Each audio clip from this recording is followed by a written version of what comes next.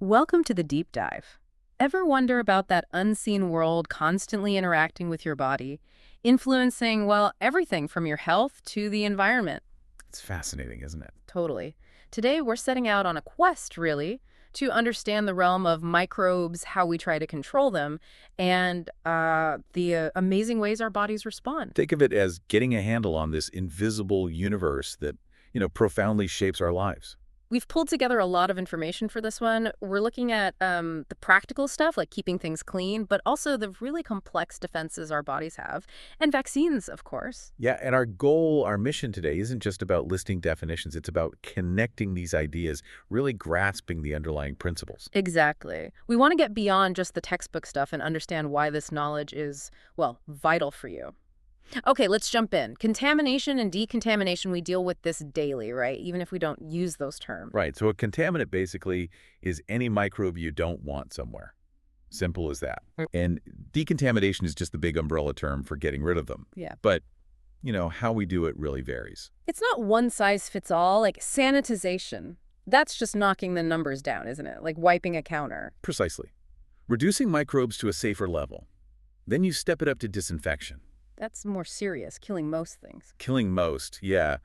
But, and this is key, usually not the really tough bacterial spores. Yeah. And disinfectants are mainly for non-living things, like that counter. Got it. And the top level. Sterilization. Yeah. That's the full wipeout. Yeah. Complete destruction of all living microbes, spores included. Okay, so disinfection for the kitchen, sterilization for, say, surgical tools. Exactly. But what about when we're dealing with our own skin, our bodies? That's different. Germers, antiseptics. Yes. Degermers are what you use on living tissue, like soap or hand sanitizer. They reduce the microbe count and, importantly, remove dirt. Makes sense. Antiseptics go a bit further. They're meant to stop microbes from actually invading tissues. And crucially, antiseptics and disinfectants are not the same thing. You wouldn't put disinfectant on your skin. It's too harsh. Right. Antiseptics are formulated to be safer for us. Correct. We also have preservatives.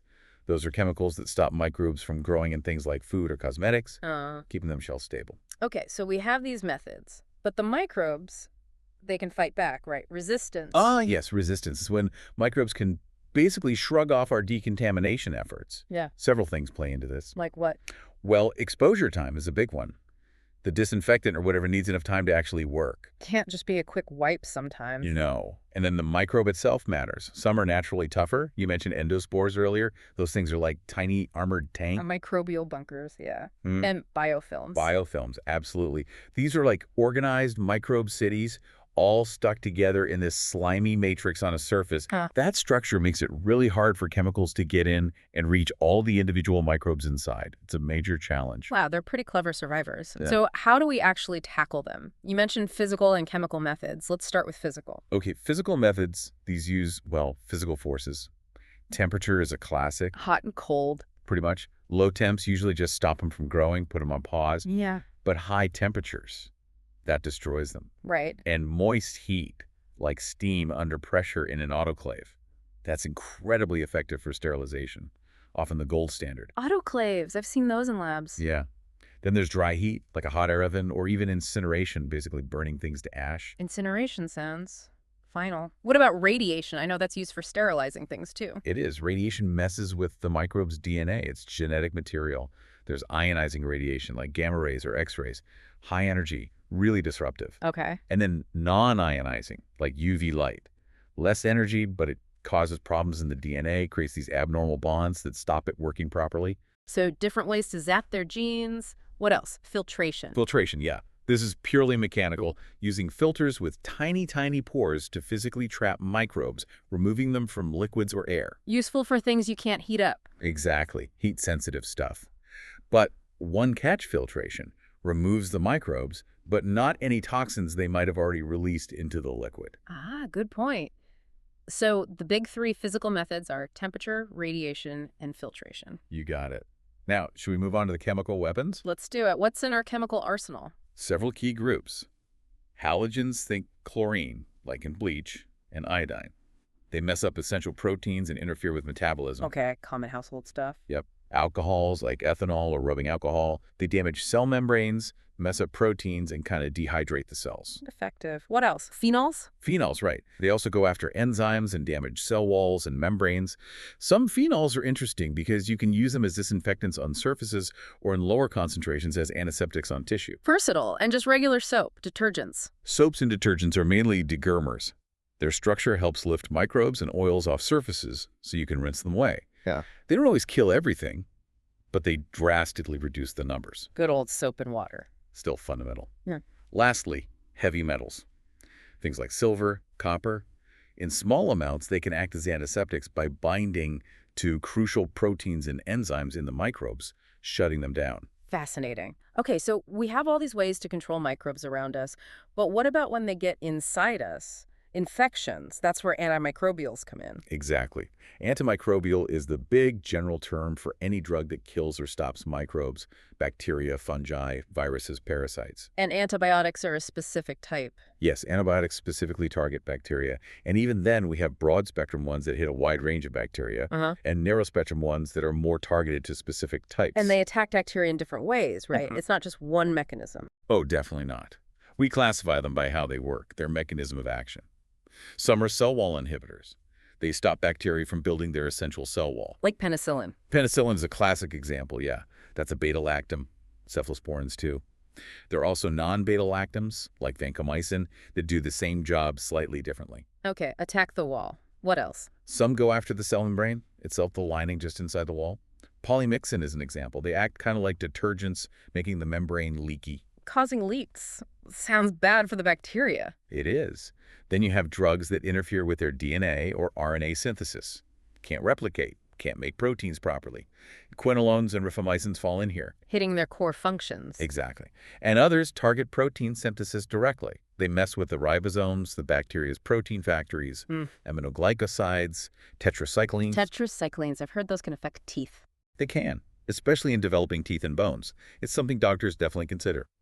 And finally, some antibiotics block essential metabolic pathways like making folic acid, which bacteria need but we get from our diet. Wow, it's like attacking from every possible angle. Yeah. What about other microbes? Fungi, viruses, parasites? We have drugs for them too. We do. Antifungals often target things unique to fungi, like ergosterol in their membranes or chitin in their cell walls. Okay. Antiprotozoals go after protozoan parasites, often hitting their specific metabolic quirks.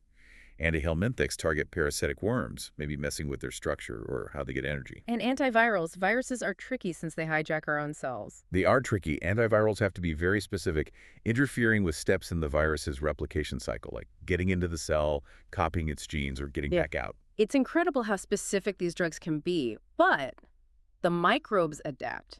Antibiotic resistance. This is a huge problem. Yeah, it's a massive problem, a genuine global health crisis. Resistance is when bacteria evolve so that antibiotics just don't work anymore. And the stats are scary. They really are. In the U.S. alone, we're talking about something like 2 million resistant infections a year and maybe 23,000 deaths directly linked to them.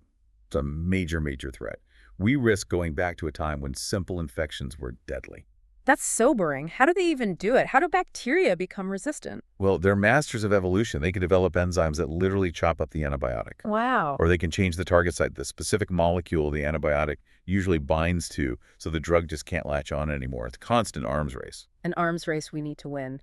Okay, let's shift gears a bit. From fighting microbes to just living with them. Our relationship isn't always hostile, right? Good bacteria. Oh, absolutely not. Most of our interactions are neutral or even beneficial. There's mutualism where both sides benefit, commensalism where the microbe benefits and we're, not affected either way. Right. And then, yes, parasitism where the microbe benefits and we suffer. But our normal flora, the trillions of microbes living on and in us, they're mostly commensals or mutualists. They help digest food, make vitamins, even train our immune system. They're crucial allies. So we need them. But then there are the pathogens, the troublemakers. Right. Pathogens, the ones that can cause disease. We talk about true pathogens that can make even healthy people sick. And opportunistic pathogens, they usually only cause trouble if your defenses are down or if they end up somewhere they shouldn't be. Okay. And when they do cause illness, we get signs and symptoms. What's the difference there? Signs are objective things someone else can see or measure. A fever, a rash, swelling. Things a doctor finds. Exactly. Symptoms are subjective what the patient feels. Pain, nausea, fatigue, things you report. Got it. Now, how do these pathogens actually spread? Transmission. Lots of ways. Direct transmission is person-to-person contact, touching, kissing, that sort of thing. Okay. Indirect transmission uses an intermediary. Could be airborne microbes in droplets from a cough or sneeze. So, Could be vehicle-borne through contaminated things like food, water, or even shared objects like a doorknob. right. And then vector-borne, where a living creature, usually an insect like a mosquito or tick, carries the pathogen from one host to another. Mosquitoes and malaria, classic vector-borne. Exactly. Understanding these routes is key to stopping spread. And what about carriers? People spreading it without being sick. Yes, carriers are tricky. They harbor the pathogen and can transmit it. Some are symptomatic, they're sick and contagious, but others are asymptomatic, infected, contagious, but feel fine. That's worrying. It is. You can also be contagious during the incubation period before you feel sick, or during convalescence while you're recovering. And some people become chronic carriers, shedding the microbe for ages without symptoms. It really shows why things like hand washing are always important. Absolutely. Let's touch on hospital infections, nosocomial infections. Healthcare-associated infections, yes. Yeah. It's a big issue. These are infections patients pick up while in a hospital or healthcare setting. How common are they? Unfortunately, quite common. Rates vary, but the average is around 5%. That adds up to millions of cases in the U.S. each year, and tragically, around 100,000 deaths. It highlights the need for really strict infection control in hospitals. Definitely. And where do these pathogens live when they're not infecting people? Reservoirs. Reservoirs, right, that's their natural home base. Can be living reservoirs, animals, for instance. Diseases that jump from animals to humans are called zoonotic diseases, Like rabies. like rabies or Lyme disease. And then there are non-living reservoirs. Soil and water can harbor various pathogens too. Okay. And one last term here, virulence factors. What are those? Virulence factors are basically the microbe's weapons or tools that allow it to cause disease. Could be toxins they produce, enzymes that let them invade tissues or hide from the immune system, or structures that help them stick to our cells. Their arsenal for making us sick. Pretty much. The more or better virulence factors a microbe has, the more likely it is to cause severe disease. Okay. That covers a lot about the microbes themselves. Now, let's talk about us, our defense system. Immunity. Right? Immunity. Our body's incredible ability to recognize and fight off harmful stuff, especially microbes. We usually split it into two main arms, innate and adaptive. Innate first. That's the one we're born with. Non-specific. Exactly. Innate immunity is our built-in, always-on, rapid response system. It doesn't care which specific microbe it is. If it looks foreign or dangerous, innate immunity kicks in. Like the first line of defense, what's it trying to do? Three main goals, really. One, keep pathogens out in the first place. Two, if they get in, attack them quickly, immobilize and destroy. Three, sound the alarm and help get the adaptive immune system ready. How does it do all that? What are the tools? It has barriers, physical ones like our skin, the way cells line our airways, and chemical barriers, enzymes like lysozyme in tears and sweat, or antimicrobial peptides called defensins. Skin and tears. Simple but effective. Very. Yeah. If those barriers are breached, other things happen. Inflammation, redness, swelling, heat, which walls off the area and calls in immune cells. Phagocytosis, where immune cells literally eat the invaders. Fever-raising body temperature can slow down microbes and speed up our metabolism. The complement system, a cascade of proteins that can punch holes in microbes. And interferons, signals that warn nearby cells about viruses. It's a powerful initial response. Sounds like a full-on immediate assault. But sometimes that's not enough, and we need the specialists. Adaptive immunity. Precisely. Adaptive immunity is slower to start, but it's highly specific, and it remembers. It learns to recognize specific pathogens and mounts a tailored attack. And if that same pathogen shows up again later, the response is much faster and stronger. It learns. So memory is key here. What triggers it? Antigens. Antigens, exactly. Yeah. Think of them as unique molecular flags on the surface of microbes. Our adaptive system learns to recognize these specific flags. And its main weapon against these flagged enemies. Antibodies. Antibodies are a huge part of it, yes. Also called immunoglobulins. They're typically Y-shaped proteins. One part is highly variable. That's what binds super specifically to an antigen. The other part, the constant region, dictates how the antibody works. So they're like smart bombs. What do they actually do when they bind? Several things. Neutralization, just binding to the pathogen or toxin and blocking it from working. Okay. Precipitation, clumping soluble antigens together. Opsonization coating the microbe to make it tastier for those phagocytic cells, like putting handles on it. Makes it easier to grab. Exactly.